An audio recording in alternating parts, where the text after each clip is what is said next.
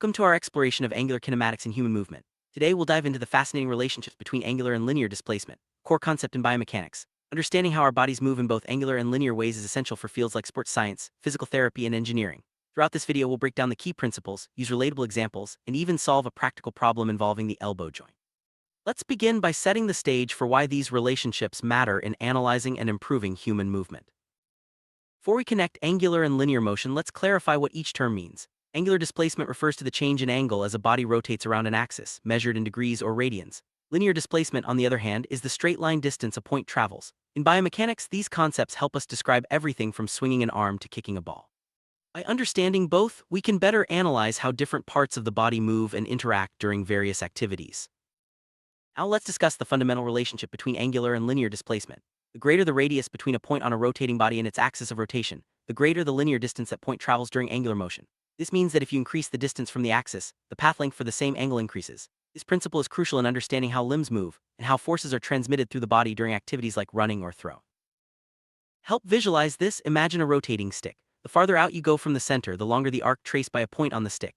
This is why, for example, your hand travels a much greater distance than your elbow when you swing your arm. This relationship is not just theoretical, it's observable in everyday movement and is foundational for understanding biomechanics. Let's focus on the radius of rotation, often denoted as r. The larger the radius, the greater the linear distance or traveled by a point on a rotating body. This is a direct proportional relationship. For instance, if you double the radius, the linear distance for the same angle also doubles. This concept is especially important when analyzing movements involving long limbs or tools. Simple experiment can demonstrate this principle. Imagine a rotating stick that simultaneously strikes 3 balls placed at different distances from the axis. The ball farthest from the axis travels the greatest distance, while the closest travels the least. This experiment visually reinforces the idea that the radius of rotation directly impacts the linear displacement experienced by points along a rotating body. Let's break down what happens in the rotating stick experiment. As the stick spins, each ball is struck at a different radius. The ball closest to the axis moves only a short distance, while the one farthest away covers a much longer arc. This simple setup clearly shows how angular motion translates into different linear displacements depending on the radius. Mathematical relationship connecting angular and linear displacement is straightforward. S equals r times theta, where s is the linear displacement, r is the radius, and theta is the angular displacement in radians. This formula allows us to calculate how far a point moves along an arc, given its distance from the axis and the angle through which it rotates. It's a key equation in biomechanics and physics alike.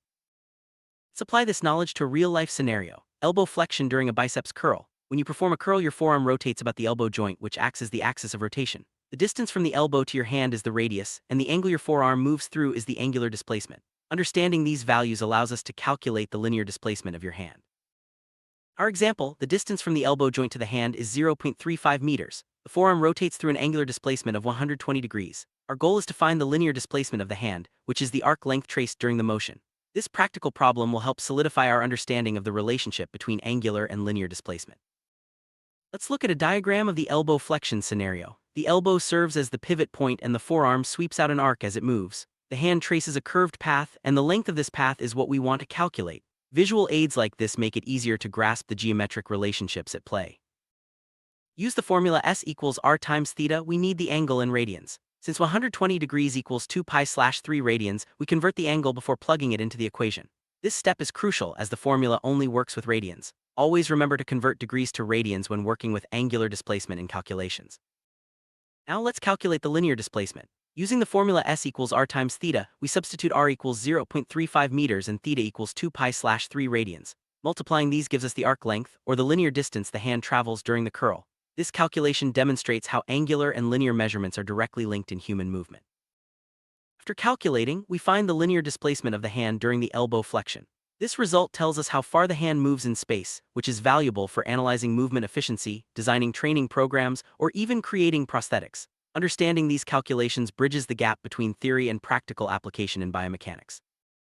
Wrap up, we've explored the relationship between angular and linear displacement, visualized it through experiments and diagrams, and applied it to a real-life problem. The key takeaway is that the radius of rotation plays a crucial role in determining linear displacement during angular motion. Mastering these concepts is essential for anyone studying biomechanics or analyzing human movement. Thanks for joining us on this journey through angular kinematics.